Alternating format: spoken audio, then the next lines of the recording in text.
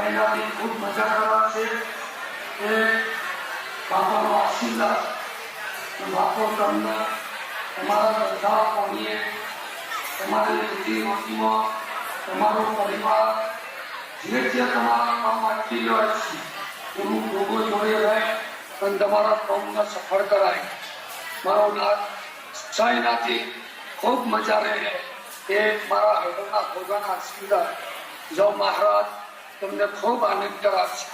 તમે 2 દાડા ખુશ તો બાપો આખા 12 મહિના ખુશ રહે.